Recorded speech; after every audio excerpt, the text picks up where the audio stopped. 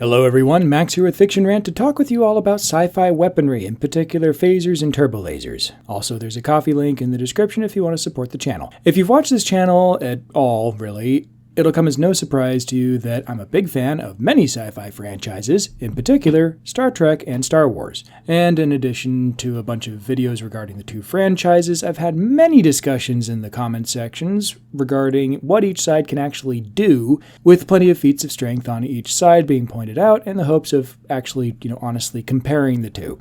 The problem is, each side is so hilariously inconsistent that coming up with good comparisons is really difficult. That said, I've been fairly consistent ever since I created this channel in saying that the weapons on the Star Trek side of the old debate far outclass those on the Star Wars side. I've given various reasons for this, some in my first Versus matchup series and more in various comment sections, but I thought I'd put together another video diving deeper into why I hold this position. For the sake of limiting the discussion, I'll just be talking about shipborne phasers versus turbolasers, since getting into every kind of weapon will get really cumbersome really quick. This is already going to be a fairly long video.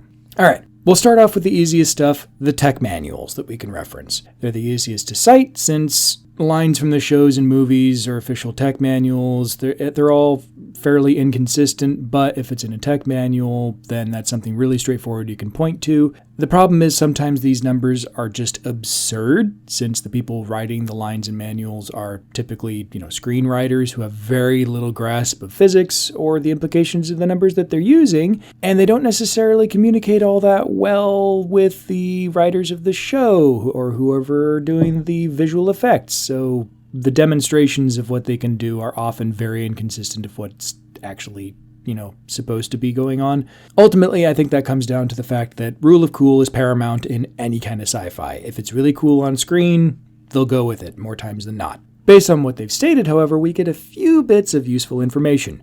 According to the Star Trek Next Generation Tech Manual, ship phasers have a range of 300,000 kilometers. Ultimately, the same manual claims that the individual Type 10 phaser emitters are capable of outputting a whopping 5.1 megawatts of energy, which, as you'll see later on, is absurdly pitiful and is far exceeded by what the phasers demonstrably can do. Granted, this is in the context of each emitter only has 5.1 megawatts of energy, and then there's a whole bunch of emitters on a given ship.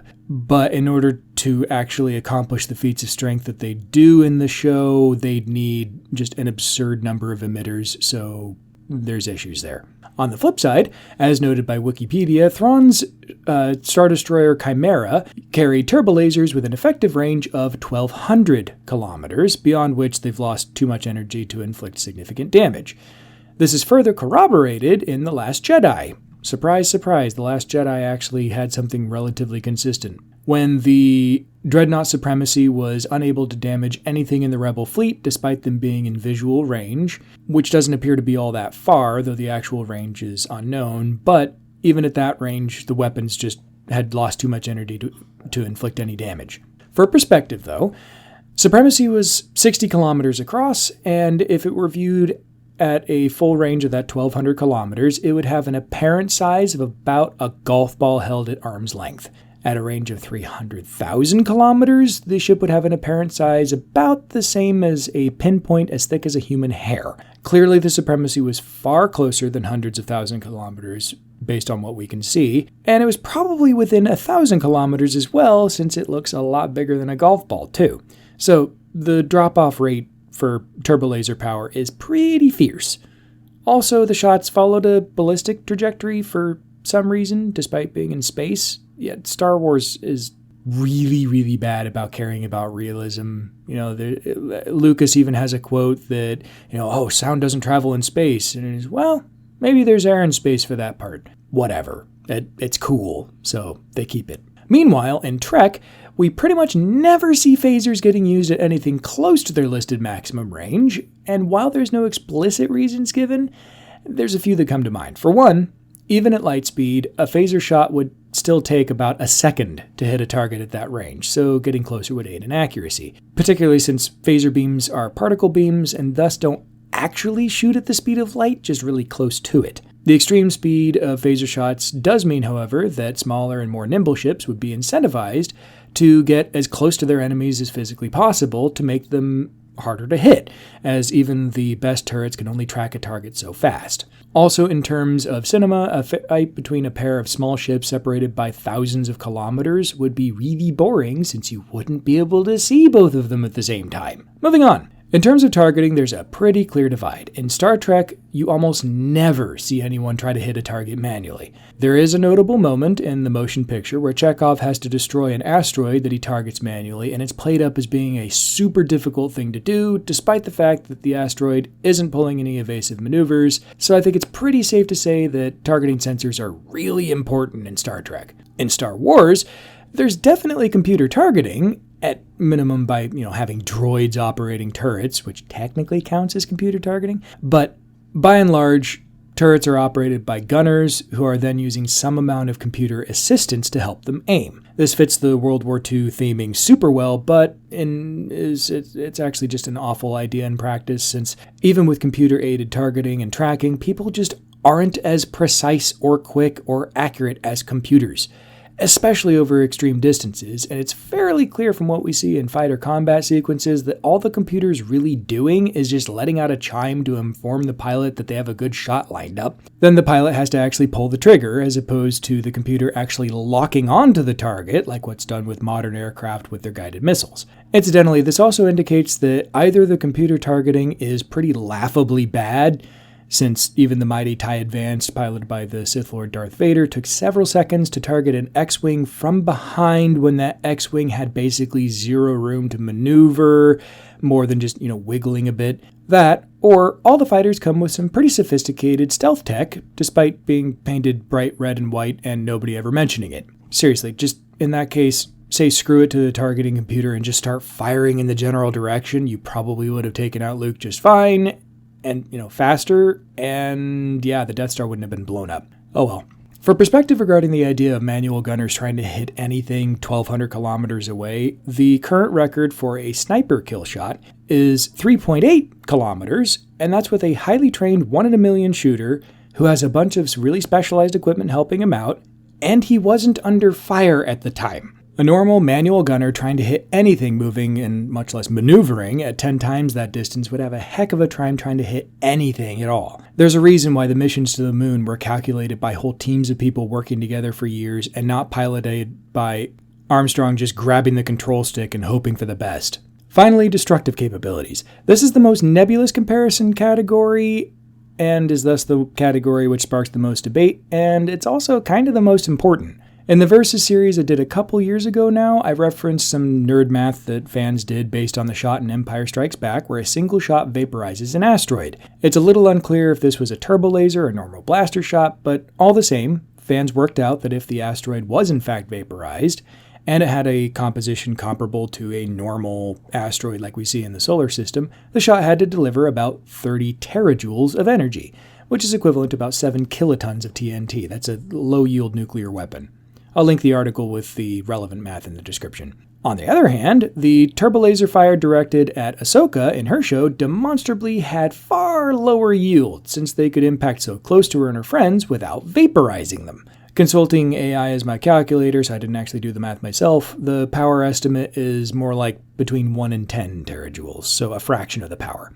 There's also a scene from the Rebel episode Liberation of Lothal, where Hera, in her X-Wing, takes a direct hit from what appears to be a turbolaser battery, yet all that really does is put her systems on the fritz for a bit, and she's pretty much entirely combat ready despite the hit. True, this doesn't really help us quantify anything, but it does indicate that either turbolasers really aren't all that turbo, or X-Wings are way more durable than we've been led to believe. That, or the regular lasers mounted on fighters are almost as powerful as turbolasers, but fire approximately 4 times as fast, making the use of turbolasers just totally baffling. I've discussed both these scenes with commenters, and the rationale I've been given is that in both instances, the energy level of the turbolasers in question was turned way down.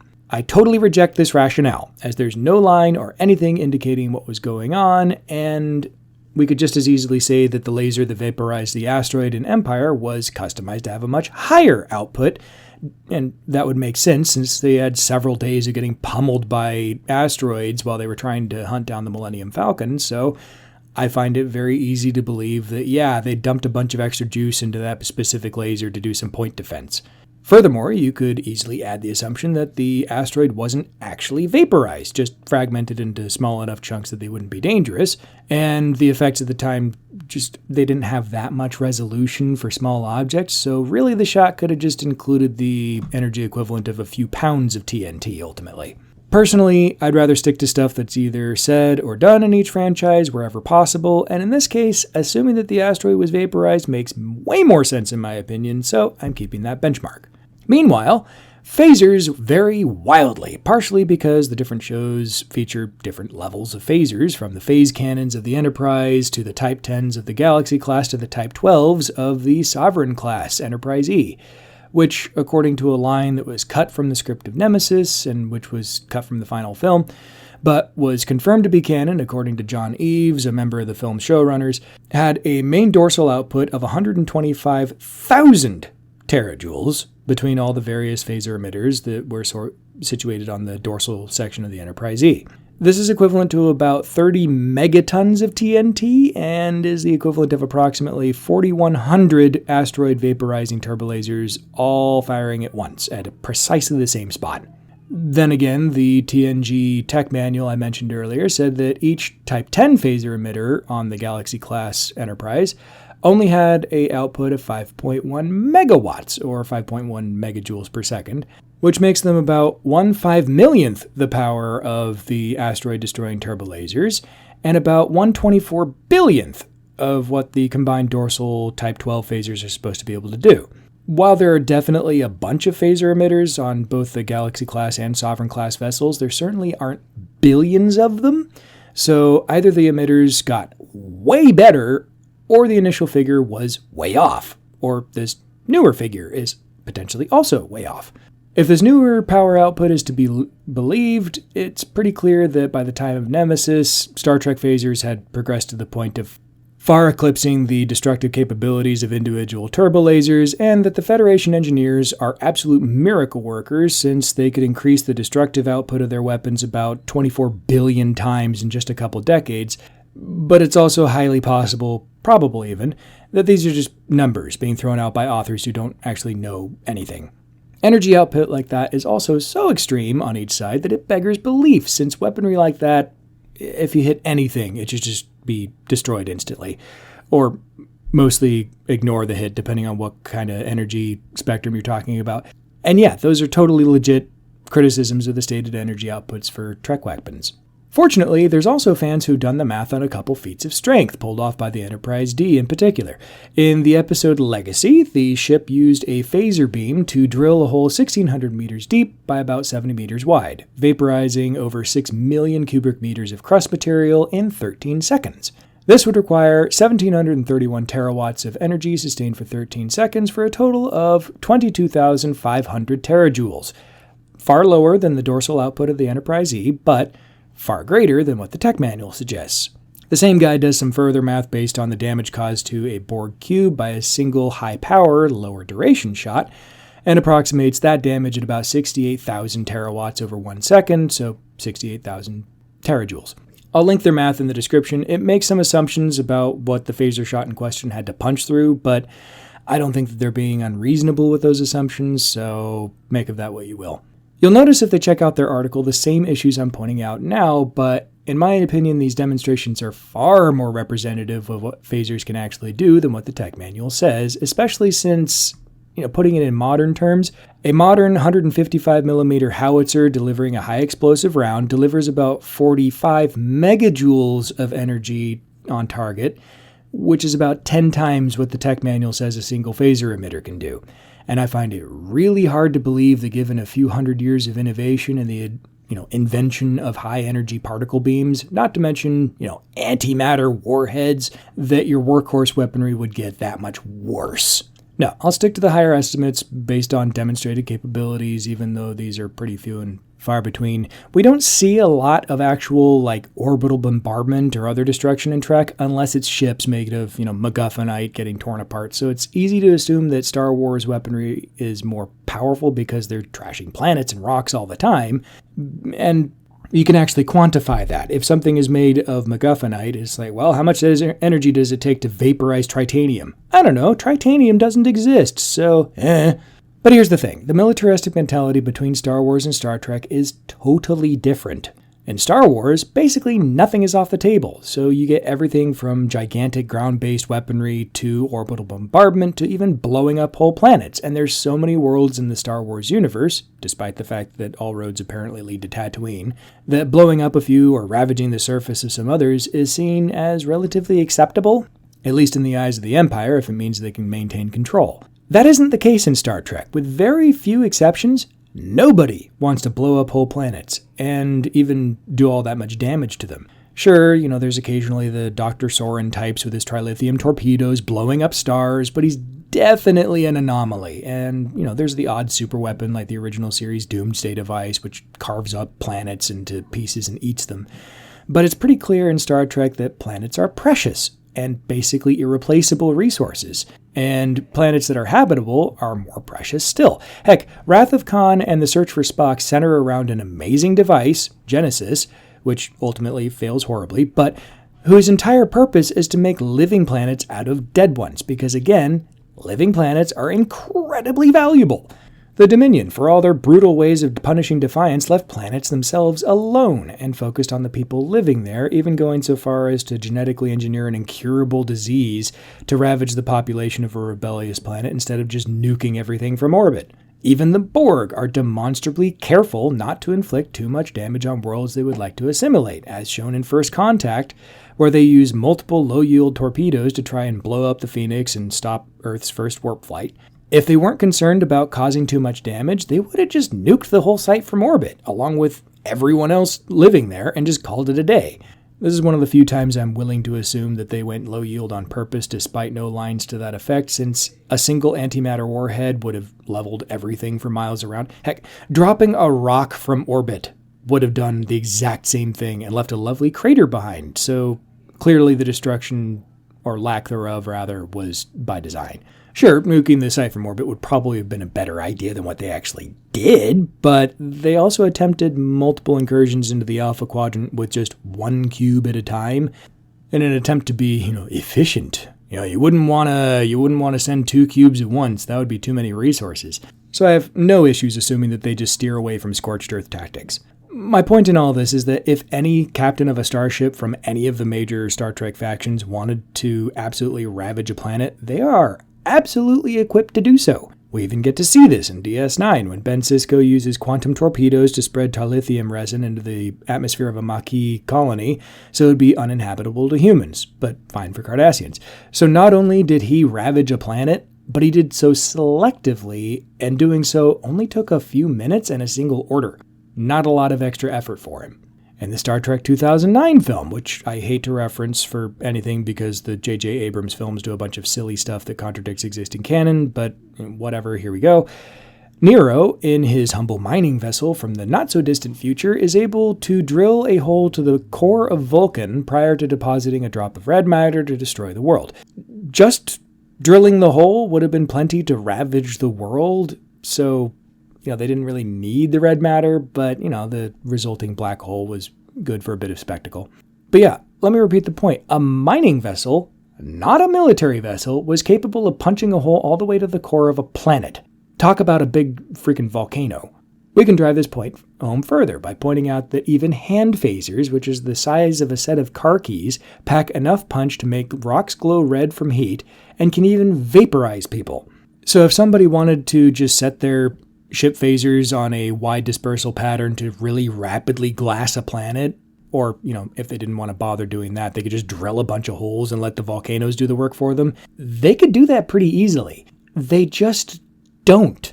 Again, I think this mainly comes down to the fact that habitable planets are rare and precious, so even when conquerors show up, they don't want to ravage the worlds that they approach. They want to capture them as intact as possible. They might be perfectly fine with getting rid of all the population that's already there, but the planet itself is precious. Don't hurt it.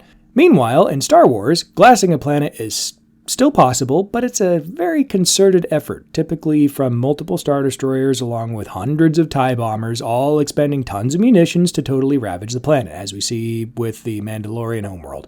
It's certainly effective, but the effort involved is vastly more intense than anything that someone from Trek would have to put in. The reason it's hard to tell how destructive Trek weapons are based on what we see on screen is because, again, 99% of the time, the phasers are being turned against other ships, and those other ships are insanely durable. I'll leave aside the fact that these ships can actually withstand multiple hits from these phasers, since that gets, circular pretty quick, and instead let's talk about the other things that they can survive, such as sitting perfectly comfortably within the corona of a star for an extended period of time using metaphasic shielding in the TNG episode Deception. Sitting uncomfortably within the corona of a star for several minutes before metaphasic shielding could be engaged, resulting in the hull being heated in excess of 12,000 degrees centigrade before the shields were engaged and the temperature dropped to a much more manageable 7,000 degrees C. All without any permanent damage to the ship in the TNG episode Descent Part 2. Let's talk about arguably the most insane feat of durability in Star Trek. In Star Trek 4, a Klingon bird of prey, which is kind of a rust bucket, managed to do a close flyby of a star in order to gain enough real-world acceleration, not warp, in order to physically exceed the speed of light and travel back in time in order to catch a couple humpback whales, and then they did it again in order to go home, all without killing everyone on board.